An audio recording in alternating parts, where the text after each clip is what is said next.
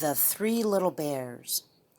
Little Goldilocks was a pretty little girl who lived once upon a time in a far-off country.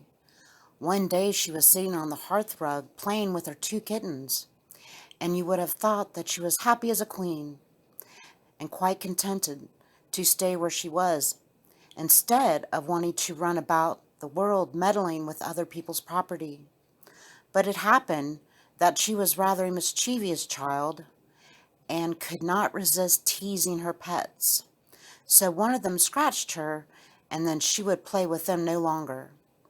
She got up and trotted away into the wood behind her mother's house, and it was such a warm, pleasant day that she wandered on until she came into a part of the wood where she had never been before. Now, in this wood, there lived a family of 3 bears. The first, a great big bear, the second, a middling-sized bear, and the third was a little teeny tiny bear, and they all lived together in a funny little house, and they were very happy there. Goldilocks stopped when she came to the bear's house and began to wonder who lived there. "I'll just look in and see," she said, and so she did. But there was no one there, for the bears had all gone out for a morning walk, whilst the soup that they were going to have for dinner cooled upon the table. Goldilocks was rather hungry after her walk, and the soup smelled so good that she began to wish the people of the house would come home and invite her to have some.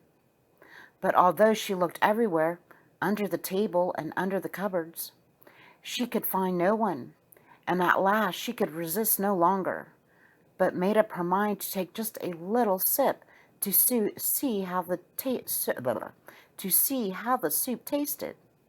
The soup had been put into 3 bowls: a great big bowl for the great big bear, a middling-sized bowl for the middling-sized bear, and a teeny tiny bowl for the teeny tiny bear. Besides each bowl lay a spoon, and Goldilocks took one and helped herself to a spoonful of soup from the great big bowl. Ugh! How it burnt her mouth! It was so hot with pepper that she did not like it at all. Still, she was very hungry, so she thought she would try again. This time she took a sip of the middling-sized bear's soup, but she liked that no better, for it was too salt. But when she tasted the teeny tiny bear soup, it was just as she liked it, so she ate it up, every drop, without thinking twice about it. When she had finished her dinner, she noticed 3 chairs standing by the wall. One was a great big chair, and she climbed upon that and sat down. Oh dear, how hard it was! She was sure she could not sit there for long, so she climbed up to the next, which was only a middling-sized chair. But that was too soft for her taste, so she went on to the last, which was the teeny tiny chair that suited her exactly. It was so comfortable that she sat on and on until, if you'll believe it, she actually sat the bottom out. Then, of course, she was comfortable no longer, so she got up and began to wonder what she would do next. There was a staircase in the bear's house, and Goldilocks thought she would go up and see where it led to. So up she went, and when she reached the top, she laughed outright, for the bear's bedroom was the funniest she had ever seen. In the middle of the room stood a great big bed. On one side of it, there was a middling-sized bed, and on the other side there was a teeny tiny bed. Goldilocks was sleepy. She thought that she would lie down and have a little nap. First she got upon the great big bed, but it was just too hard, as the great big chair had been. So she jumped off and tried the middling-sized bed, but it was too soft that she sank right down into the feather cushions and was nearly smothered.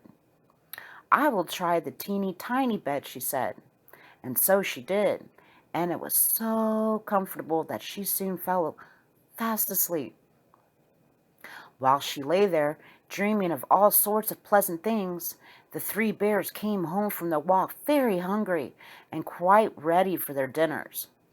But oh, dear me, how cross the great big bear looked when he saw his spoon had been used and thrown under the table. "Who's been tasting my soup?" he cried in a great big voice. "Who's been tasting mine?" cried the middling-sized bear in a middling-sized voice. "But who's been tasting mine and tasted it all up?" cried the poor little teeny bear in his teeny voice, with tears running down his teeny tiny face.